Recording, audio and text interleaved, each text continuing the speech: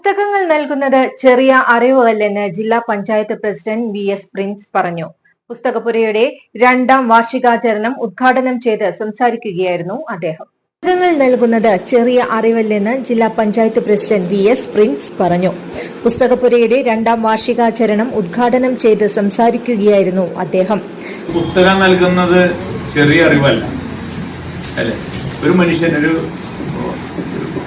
അപരിഷ്കൃത സമൂഹത്തിൽ നിന്ന് എങ്ങനെയാണ് നാം ഒരു പരിഷ്കൃത സമൂഹത്തിലേക്ക് മുന്നേറുന്നത്? ആ പരിഷ്കൃത സമൂഹത്തിലേക്കുള്ള മുന്നേറ്റത്തിൽ വളരെ പ്രധാനപ്പെട്ട പങ്ക് വഹിച്ചതാണ് ആളുകൾ അറിവ് തേടിയുള്ള യാത്ര.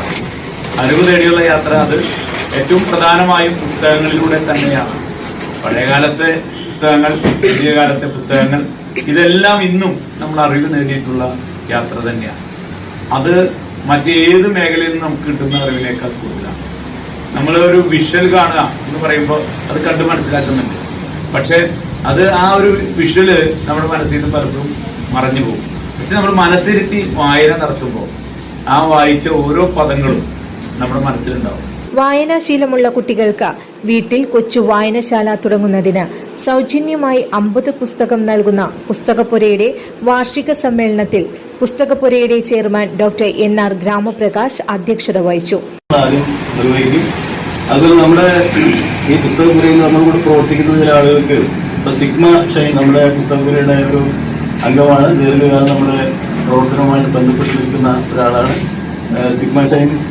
പിന്നെ ഫോട്ടോയില് ഭാരതീയ വിദ്യാഭവനിലെ ചിത്രകല ടീച്ചറാണ്.